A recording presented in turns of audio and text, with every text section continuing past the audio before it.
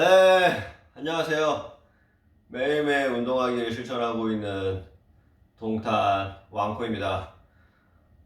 지금 아침 오전 11시에요. 10시. 오늘도 날씨가 아주 예술입니다. 햇빛도 정말 짱짱하고. 오늘 쉬는 날인데, 오전에 팔굽혀펴기랑 윗몸 일으키기 운동하고요. 오후에 턱걸이랑 스쿼트를 하도록 하겠습니다.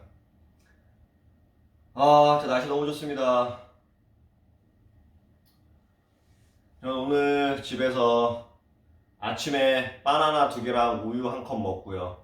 그다음에 커피 1잔 마시고 햇빛으로 광합성을 하다가 이제 영상 틀었습니다. 운동하려고. 날씨 너무 좋다 진짜.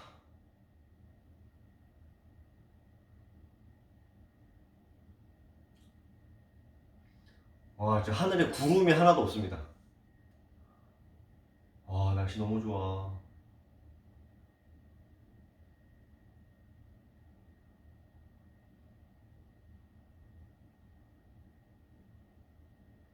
이런 날 여러분 이렇게 멍 때려야 돼요. 멍 때려야 됩니다.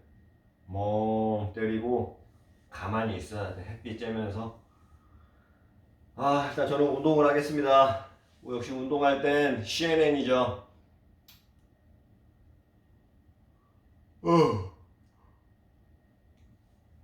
Duro Media Group. She was also the author of the new book, Once I Was You, 열까요? Memoir of Love and Hate in a Torn America. Maria, it's so good to have you here. I want to ask you first about the Latino vote, expected to be the largest non-white voting bloc, some 32 million voters in this election. What are you seeing and hearing in your reporting? What's the biggest motivator, do you think, for Latinos heading to the polls?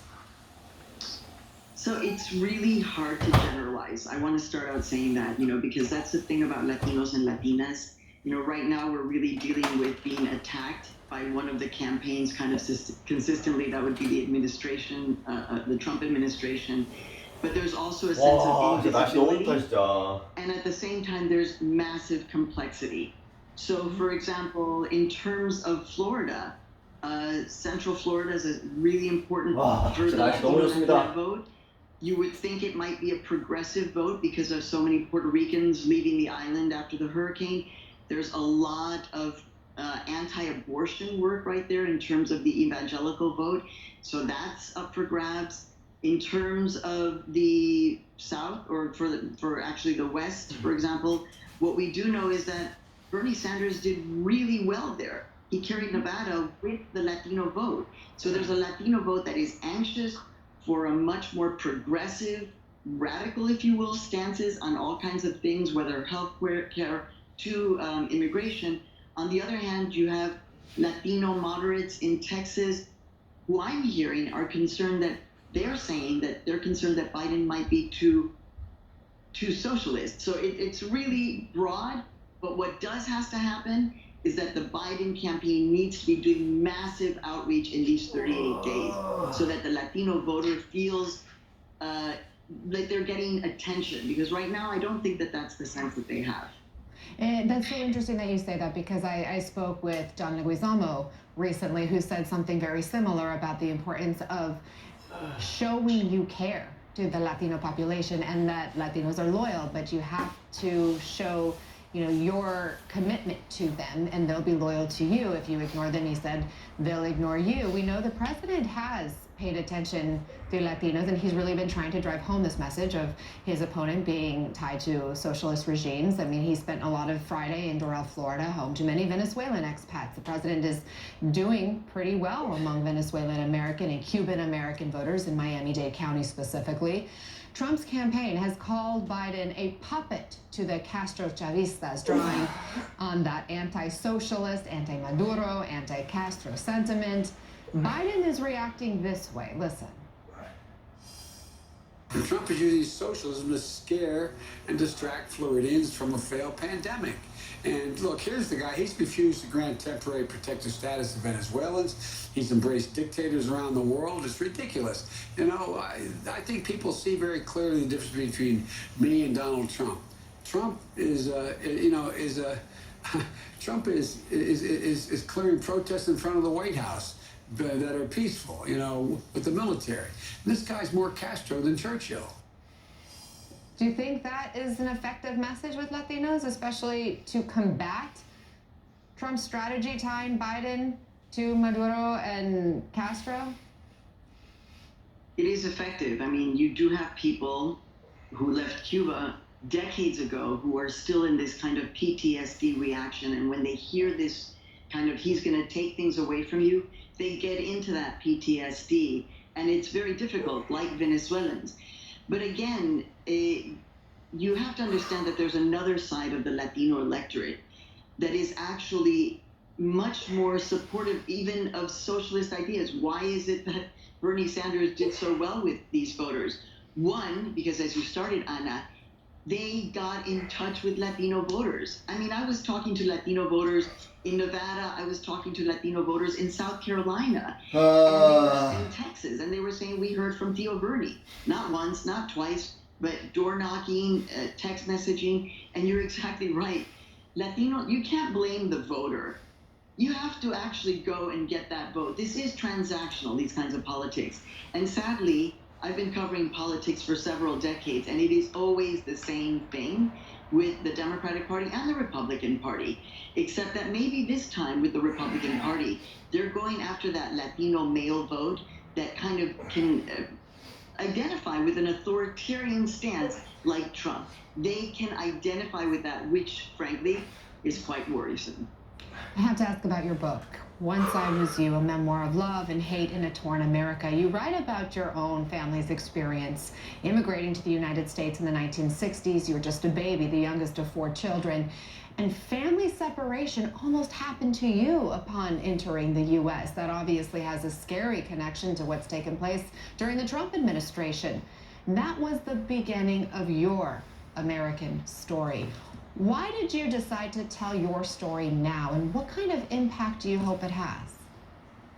Look, Anna, when I first found out that the story of my arrival, I was already in my 30s, and what I thought that happened was that my mother had just stood up to an immigration agent who was not being quite nice, and really it was my mother who then calls me in the midst of the crisis of the children being taken, when we're hearing the voices of those babies and toddlers screaming. And it was my mother who said, oh my God, I would have been that mother. And I said, Mom, what are you talking about? She said, you could have been one of these children. That immigration agent tried to take you. The year was 1962. I was in the Dallas airport, and I was arriving with a green card. But there was a policy to basically look at Mexicans and their bodies, and if we were considered dirty, we were taken. In this case, they were going to put me into quarantine. My mother stood up and owned her voice, and that's what she had. It wasn't that my mom was speaking up. It was that she told me, she said, it was fight or flight.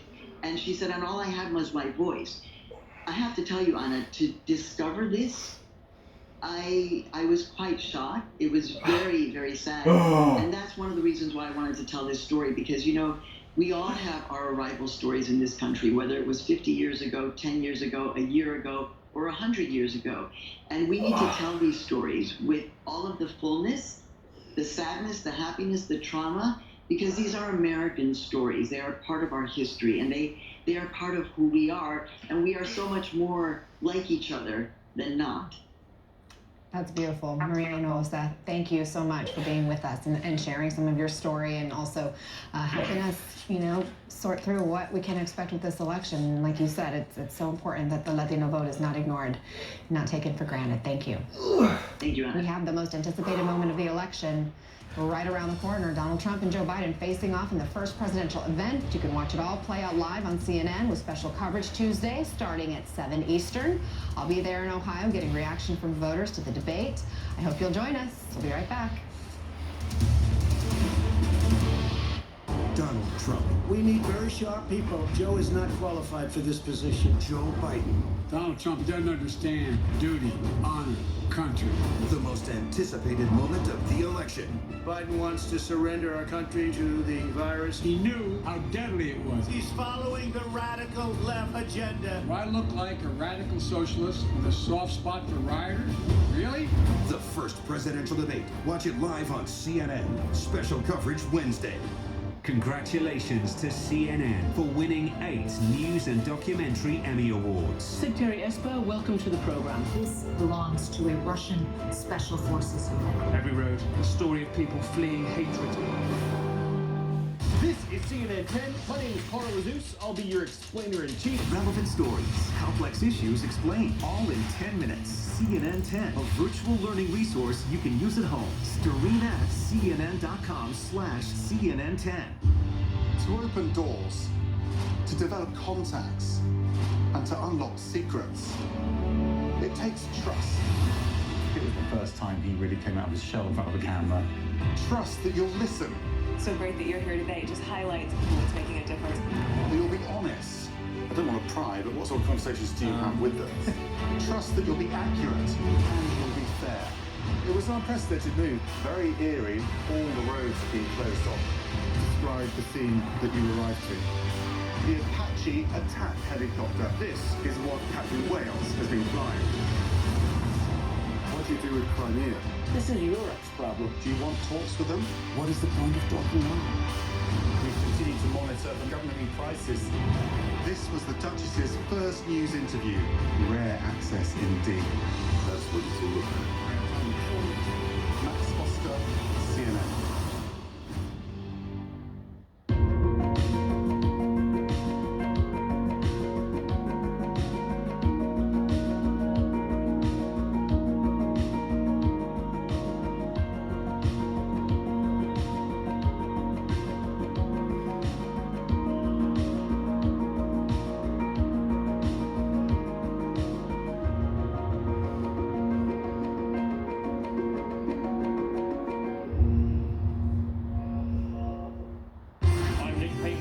In Sao Paulo, Brazil, and this is CNN.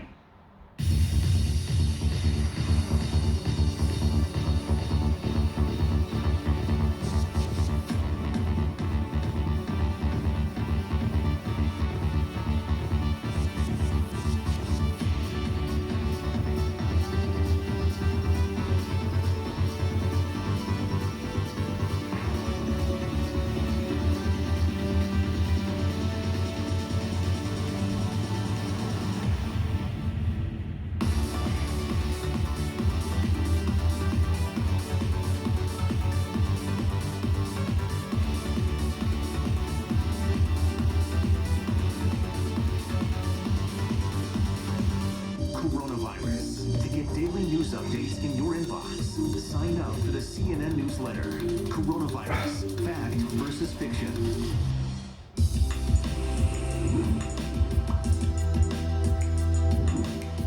When you travel the world, make sure the world travels with you.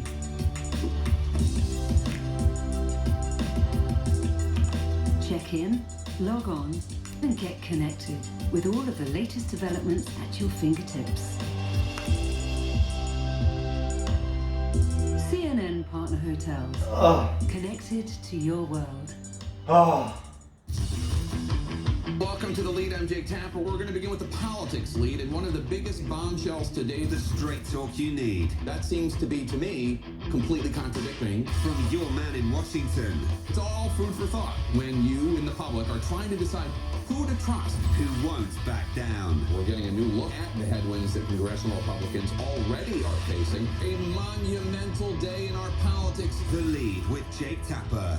Tuesday through Saturday on CNN. I'm Matt Rivers in Mexico City. This is CNN.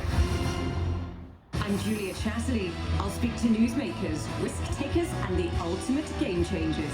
First Move with Julia Chastity. Weeknights on CNN. Bader Ginsburg. She was a liberal icon, yes, but she also had a unique ability to bridge the political divide, including through an unexpected friendship. CNN's Suzanne Malveaux brings us that story.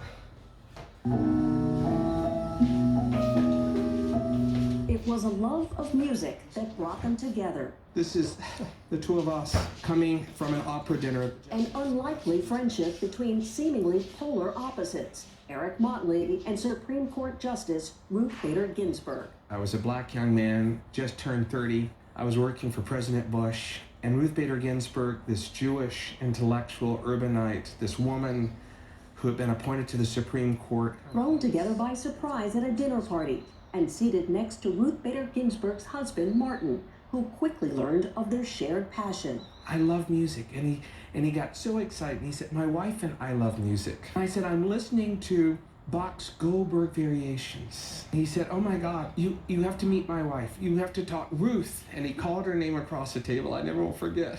Eric and the Justice became fast friends, sharing their love of opera, history, and music. Little did I know that would inspire a 17-year relationship around music and ideas. Ideas that sometimes clashed, but led to a better understanding between them over issues around race, opportunity, and public policy. The notorious Ruth Bader Ginsburg. As the years passed, the two also shared a personal joke. When would Eric, the eligible bachelor, tie the knot? And her demanding voice, it's about time. When Eric found his love Hannah, Ginsburg offered to officiate their wedding. She said, what do you mean go to the courthouse? I have the legal right to marry you. And so let's find a date and come here to my patio. As the preparations were made and the excitement was building, Ginsburg kept Eric in touch of her ongoing cancer treatments, writing him letters. 3 weeks daily radiation killed the cancer with appreciation and love, RBG. But Eric got a surprising call 2 days before the scheduled ceremony. Ginsburg would need to postpone. I was a bit numbed because she never cancels. On the scheduled day of their wedding, Eric got a call from a friend. And she said, we've lost Ruth. And I pulled over on the side of the road and composed myself. It was Friday, September 18th, the evening Ginsburg was to marry Eric and Hannah, when she died. And all the emotions of losing a friend and feeling that at that very hour we would have probably been in the house. Struggling with grief, Eric and Hannah joined hundreds of others at the Supreme Court. At the bronze door, we left a single white rose. Eric now left struggling to figure out what Ginsburg would want him to do next. I'm really struggling with where we are right now as a society. The issues of equity in this country, the challenges around race.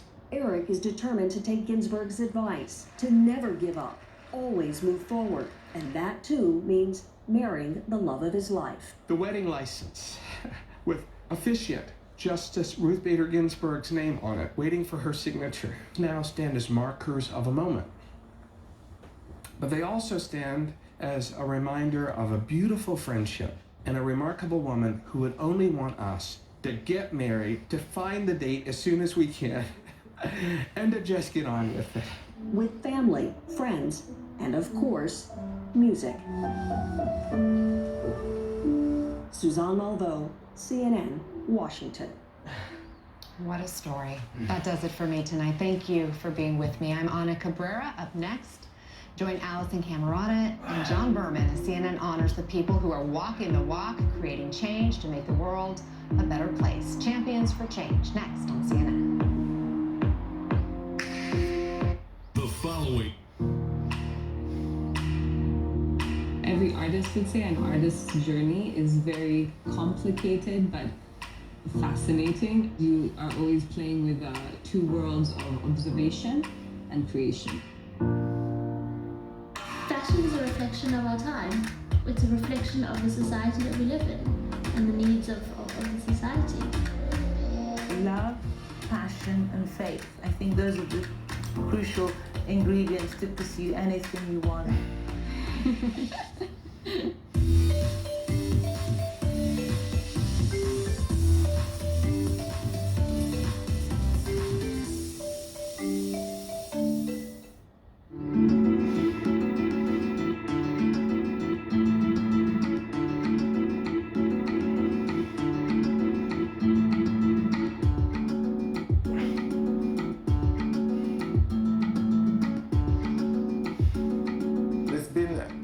learning journey because we're such a different brand and we have such a unique voice, aesthetically, visually, and so obviously starting off in Nigeria was really tough for us.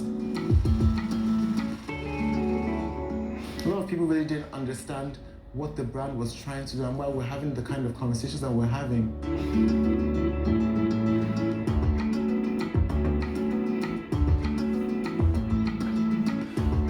아, 몇 개 했죠? 지금 몇 분이지? 20분? Who says no to Beyonce? No, it was very significant. It was obviously a huge honor and privilege, but there has been a shift in the last few years with Black Panther, Uri Wakanda, with everyone embracing their African heritage and culture, which is my mission.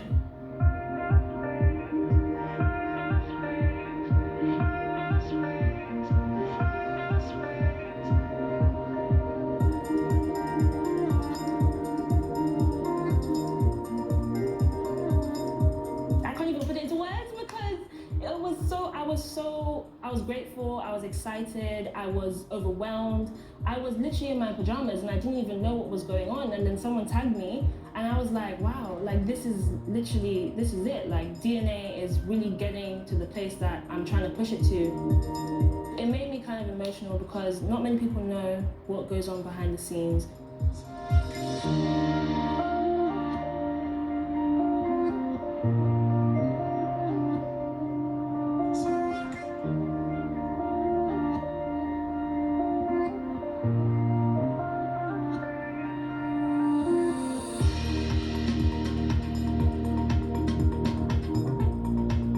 If you look at the response from this cover that I've been involved in, where so many young people that have never bought a Vogue in their lives are queuing up because they feel that, you know, they have been seen, that they matter, that their voices matter, that how they look matter. And I think that's incredibly important.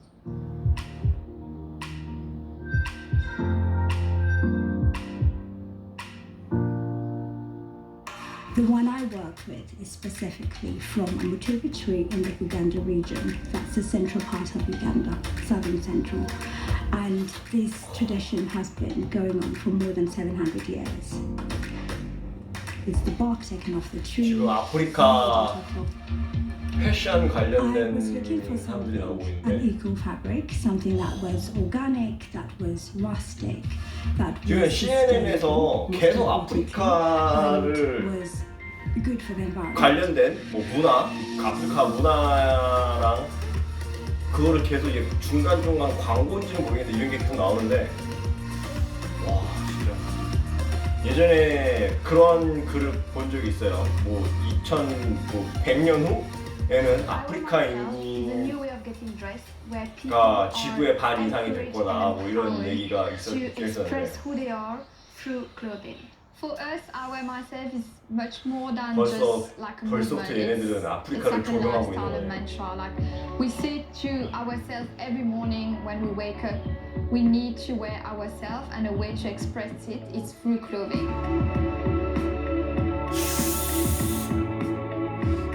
재밌네요.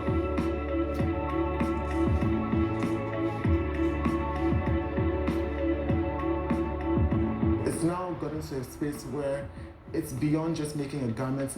It's now harboring some level 진짜 of 저 emotional 사람들은 진짜 intelligence, 옷 you know, and some level of social 컬러 consciousness 이거에 as well. 대한 And so that's really where the trend has 지금도 gotten us to, from a space of just creating a brand for 세계 myself to a 세계에 space where 대한 this brand is a brand 다른 that's 것 going to impact and create social change and social consciousness. 우리나라는 무조건 흰 차 아니면 회색 차, 검은 차. 옷도 가장 무난하게 입는 그런. 저쪽은 세계에 대해서 엄청 I think 반대하고. Africa is the crux of my brand identity. It can also be seen as a brand that is powerful in the sense of empowerment. Powerful in the sense that it's creating a sense of confidence, a sense of this is how I want to express myself. Because at the end of the day, that's what fashion is all about. How do you want to express yourself? 아 역시 확실히 창문을 열어놓으니까 냄새가 들어오네요. 냄새, 음식 냄새 이런 거. My mother instilled from a very young age a sense of 가구표평이 self-love, 20개만 하고 a 끝내겠습니다. sense of pride. When I was a little boy and people were making jokes about my hair, I would go home and my mother would remind me how beautiful my hair is, how beautiful my features are, my lips, my nose. And that I've carried through to how I photograph, how I show black skin. It's in how I was raised. We believe that clothing is beyond fashion in the sense that it is our chosen skin, it's the continuity of ourselves,